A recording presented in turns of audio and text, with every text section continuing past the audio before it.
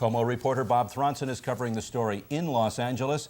It wasn't long after he arrived that he found himself right in the heat of battle. Bob continues our Team 4 coverage now with a live report via the new Star 4 satellite to tell us firsthand about the violence and fear that is spreading throughout that city. Bob?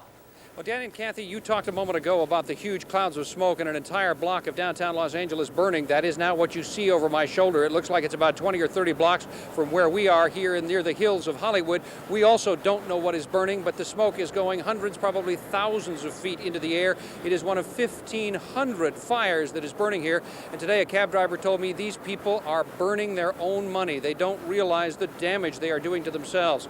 Each of these neighborhoods has a horror story to tell tonight. We spent part of our day in a Hispanic community in an absolute chaotic frenzy there. And what happened in that community was at the battle at the corner of Maple and Washington in South Central LA.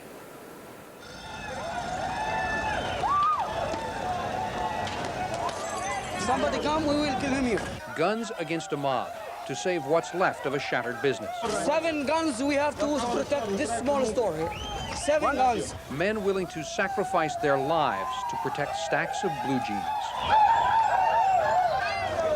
Rioters on the edge of hysteria who know it's only a matter of time before they will rule this block. This is no longer about Rodney King or the police or racism. This is a neighborhood gone wild, where little girls become looters and baby strollers carry away the spoils. I think it's great. Why? This is your neighborhood. I know, but it's kind of stupid, but you got to get over somehow. Give me a line. Give me a line. A dozen police make a stand, trying to keep the looters away. It is too late. Okay, the police are at either end of the block. They think they've shut the looters out. It doesn't make any difference. They just walk right back in. And the police get ready to give it up and pull out. They can't leave, man. We pay them all the time. We pay to support our police, and they're not going to stay here. This place is going to be all in flames. Amir's store is already gutted. 12 years of his family's life destroyed. Now it is Jose's job to protect what's left. They waiting for the police don't show, and then they kill us, protect all the merchandise. What will you do? Well, my life.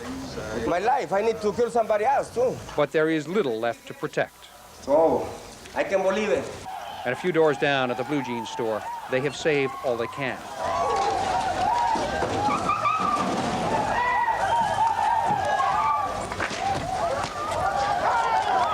The rioters are now just 50 feet away, but Jose still will not leave. I want to save this place until National Guard coming. Is it worth your life?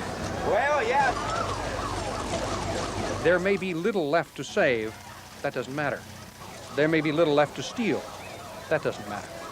Nothing matters here. Nothing makes any sense because the neighborhood at Maple and Washington has gone mad. We are back out live now. I can hear the sirens behind me. We look over my shoulder. We have police cars coming up the street, police cars and fire engines heading down the street here past me on the roof of the studios at KCOP Television.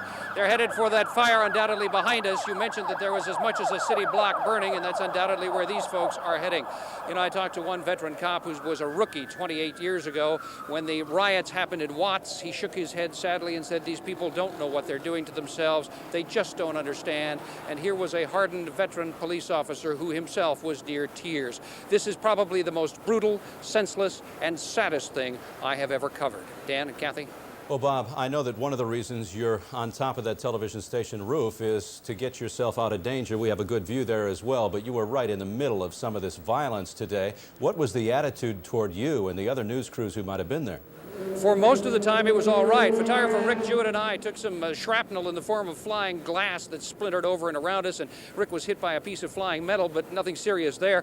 Then when we went down apart from the police to one corner where the rioters were, suddenly they started saying, hey, let's get those guys, let's get that camera, let's get them. We backed out of there about as fast as it's possible for a human being to do it, and it was probably the most terrifying moment of my life in this business. Bob Thronson reporting from Los Angeles. We'll be getting back to you. Thank you very much.